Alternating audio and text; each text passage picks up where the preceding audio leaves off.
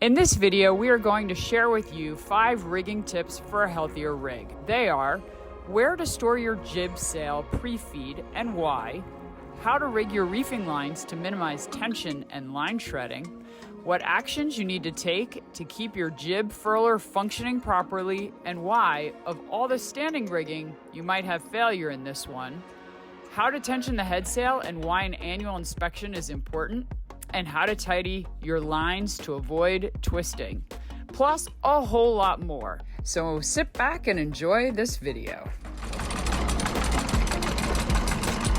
This morning we're headed to CAYO to meet with a rigger who is going to make sure everything's okay, especially because in a few months we're gonna head out to sea again, down to Panama. So we wanna make sure we are good to go for the next year or so. And then he's going to fix our jib sail. It just needs to be sewn in a few places. So we're at Tom, the rigger's sail shop, and he is helping us take down the head sail, which we've never done before. And this place is really cool. It's in a little back bay in the middle of nowhere.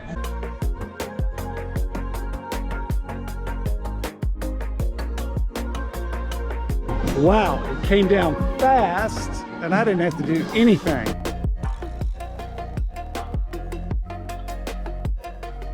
Over there. I'm struggling with this one. Can't leave this pre-feed up because the little piece of Velcro will burn and then it'll fall off. Okay, notice how this goes on? Yeah. Okay.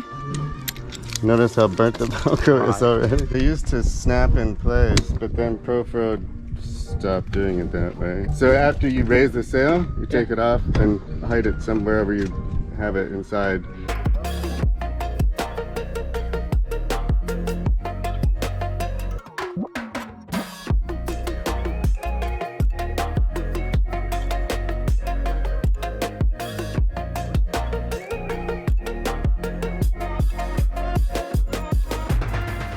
Single line reefing doesn't work, it's too much friction because by the time you go up through, you probably don't have a block there either. No, I don't. So there's no block in aft. So you go and you're pulling through that eye, right, going down through a sheave, touch. Yep. And so to get 50 pounds of force on the sail, you got to put like 200 on the line. And you never get as much tension aft as you do forward because there's 3 blocks in between those 2 places. So to do it correctly, if you want to stay in the cockpit, you want to have one line aft. Instead of running the rope from aft underneath this sheave, you run it over top and it comes down through that turning block.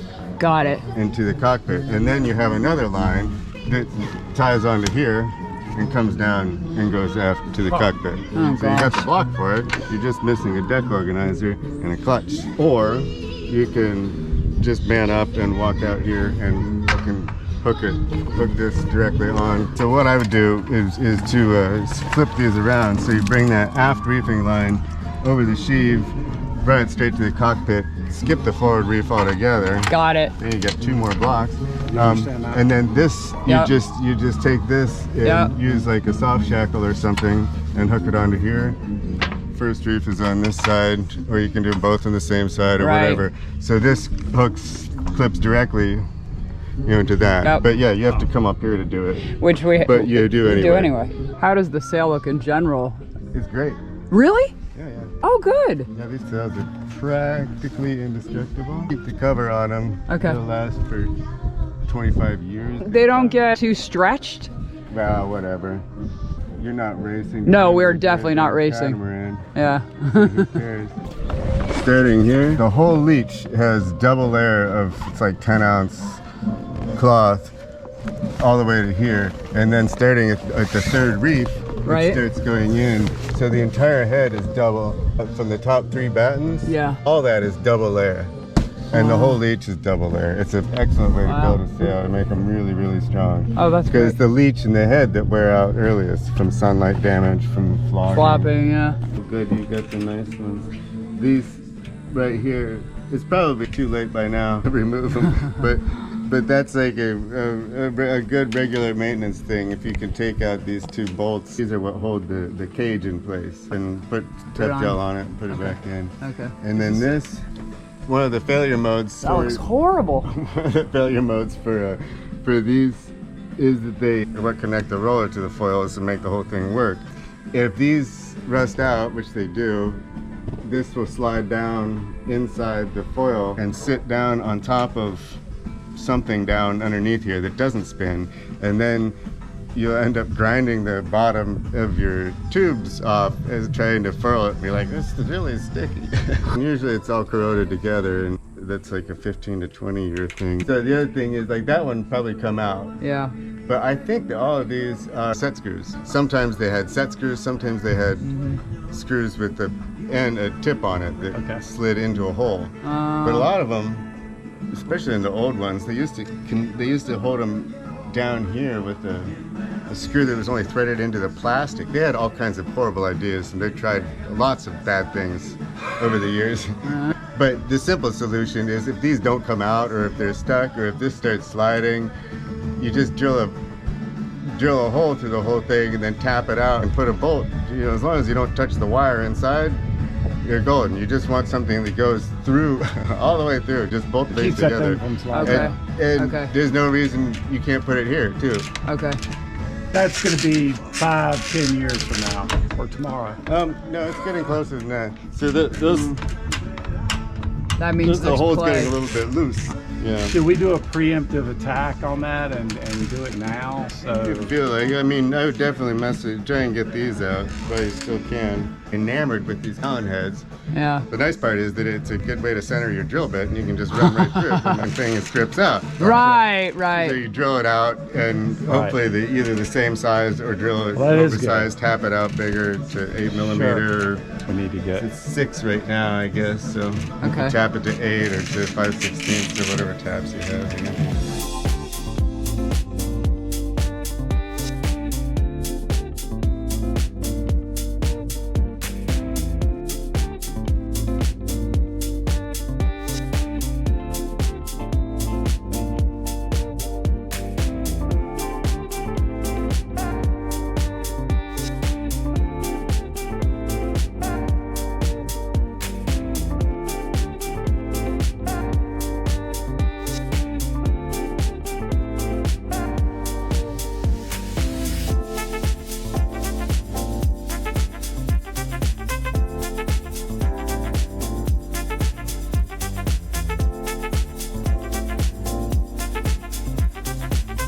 Changing out the first reef line. And why is that? Well, because we've shredded another reef line. Right. So we've changed our practice of how we reef now with the rigging change. So that should reduce the amount of wear and I feel like I'm at the dentist and he's just finished with my mouth and he's getting ready to tell me the good news or the bad news. Dr. Tom. The only thing we were just talking about that shackle that enlarged the hole a little bit. The shackle's kind of small. You could get a bigger shackle. Okay. Each of those plates, it's got 3 of them. Each of them has a hole, so you can put a shackle if the hole gets too large. Okay. Use any of them. There's still that much aluminum to. Good. That has to break and the shackle's through. strong enough, do you think? Strong enough. Okay, cool. Well, we should get a bigger shackle. If it was bigger, it wouldn't cause that to. Right, because it wouldn't move as much. Because it wouldn't be a point load. It would fit the hole. How many more years do you think, just in general, does our rigging have? Depends on what you do with it and how paranoid you get with it. I can tell if it's about to fail. Other than that, it's hard to know. Okay. It could be 10 years or 20 years or 2 years or. But 10 years, usually you get your rigging switched out. People say that, insurance companies and people who just want to make a lot of money at rigging. But no, I've seen 25, 30-year-old rigs that were perfect and 7-year-old rigs that were screwed. How do you find Leopard rigs? Are they too much in the spreader ends, but other than that, they're all right. Everything looks in pretty good shape? Yeah, it's fine. Good. The thing I keep an eye on is the upper end of the Forestay. Everything else here was done, the double pass. It presses the stainless steel onto the wire. It leaves the ridge.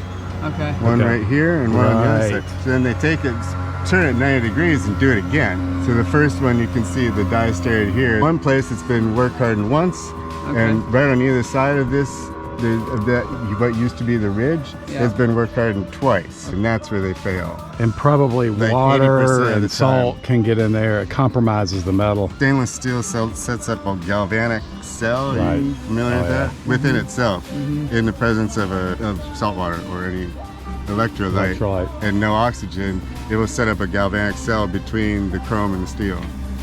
And it's crevice corrosion, and that's why your swages fail. You'll see like this, but it'll be a bigger splotch of surface corrosion. Okay. And then you can take a little file or something, and I use my calipers and scrape that off and make sure there's nothing happening. Generally speaking, when a wire breaks in there, you'll be able to see it. It'll separate about that much. It'll be down in there. You're unlikely to see that. If it hasn't happened yet, it's usually a result of improper swaging. Hopefully, you can keep the shrouds tight enough so that when you're on full sail, the leeward one isn't like flopping, because that can allow the mast, when the sail gets unloaded, you go over a wave, it allows the shock loads to come onto the masthead if the shrouds are too loose. Unfortunately, with the Catamaran, they're so lightly built that oftentimes you can't tension them up enough to keep that from happening, because it all does is just bend the almost.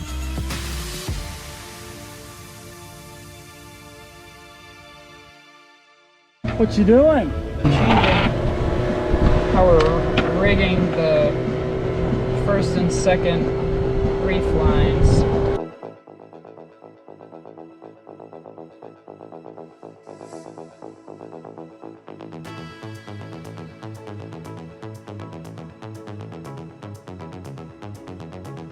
I think you should leave your headsail up for more than a year anyway. Okay, well, Take it down and look at that's the things. first time I've heard that. And why would we take I it have down? white. So if you park the boat for any amount of time, you want to take this off, because it's just the whole time it's up there, this thread's going to be burning. It took me forever to figure this out. So I did it.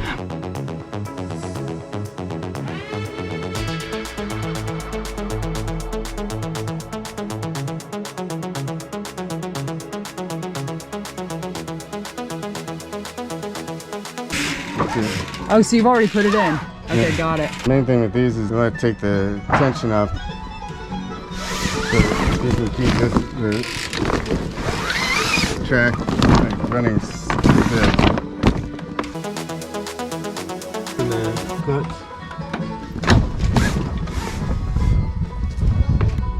That's alright. Okay, hit her hard. There we go.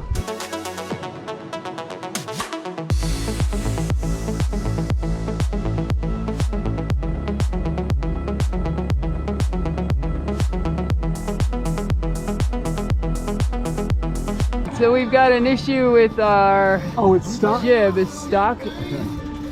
Tom's going back up the mast to try and figure out why.